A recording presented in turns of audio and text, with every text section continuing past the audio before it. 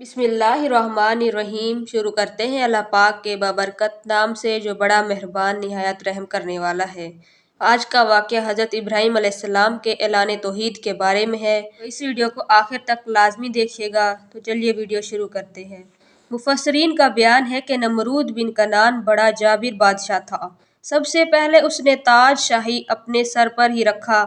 اس سے پہلے کسی بادشاہ نے تاج نہیں پہنا تھا۔ یہ لوگوں سے زبردستی اپنی پرستش کراتا اور کاہن اور نجومی اس کے دربار میں بکثرت اس کے مقرب ہوتے تھے۔ نمرود نے ایک رات میں یہ خواب دیکھا کہ ایک ستارہ نکلا اور اس کی روشنی میں چاند، سورج وغیرہ سارے ستارے بے نور ہو کر رہ گئے۔ نجومیوں نے اس خواب کی یہ تعبیر بتائی کہ ایک فرزند ایسا ہوگا جو تیری بادشاہی کے زوال کا باعث ہوگا۔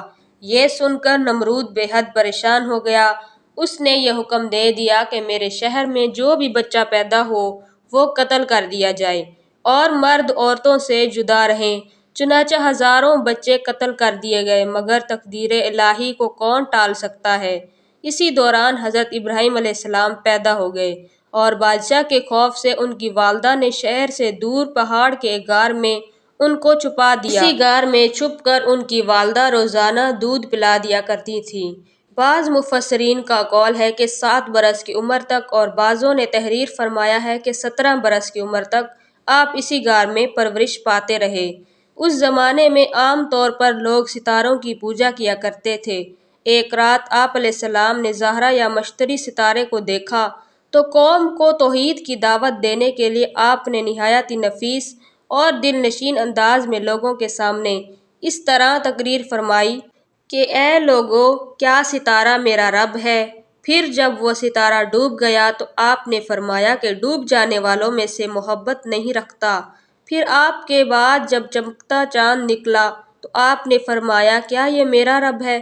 پھر جب وہ بھی غروب ہو گیا تو آپ نے فرمایا اگر میرا رب مجھے ہدایت نہ فرماتا تو میں بھی انہیں گمراہوں میں سے ہی ہوتا۔ پھر جب چمکتے دمکتے سورج کو دیکھا تو آپ نے فرمایا یہ تو ان سب سے بڑا ہے، کیا یہ میرا رب ہے؟ پھر جب بھی یہ غروب ہو گیا تو آپ نے فرمایا اے میری قوم، میں ان تمام چیزوں سے بیزار ہوں جن کو تم لوگ خدا کا شرک ٹھہراتے ہو، اور میں نے اپنی ہستی کو اس ذات کی طرف متوجہ کر لیا ہے جس نے آسمان اور زمینوں کو پیدا فرمایا ہے۔ بس میں صرف اسی ذات کا عابد اور پجاری بن گیا ہوں اور میں شرک کرنے والوں میں سے نہیں ہوں۔ پھر ان کی قوم ان سے جھگڑا کرنے لگی تو آپ نے فرمایا تم لوگ مجھ سے خدا کے بارے میں جھگڑتے ہو تو اس خدا نے تو مجھے ہدایت دی ہے اور میں تمہارے معبودوں سے بالکل نہیں ڈرتا۔ سن لو، بغیر میرے رب کے حکم کے تم لوگ اور تمہارے دیوتا میرا کچھ بھی نہیں بگاڑ سکتے۔ میرا رب ہر چیز کو جانتا ہے، کیا تم لوگ میری نصیحت نہیں مانو گے؟ حضرت ابراہیم علیہ السلام نے سب کے سامنے اللہ پاک کا ہی اعلان توحید کر دیا کہ میرا رب ہی ہے اس دنیا جہان کو بنانے والا اور وہی ہے بے شک وہ سب بہتر جانتا ہے۔ تو ناظرین، یہ تھی آج کی ویڈیو۔ امید ہے کہ ویڈیو آپ کو اچھی لگی ہوگی۔ ویڈیو کو لائک کر دیجیے اور چینل ضرور سبسکرائب کریں۔ ملتے ہیں اگلی ویڈیو میں، اپنا بہت سارا خیال رکھیے گا۔ اللہ حافظ۔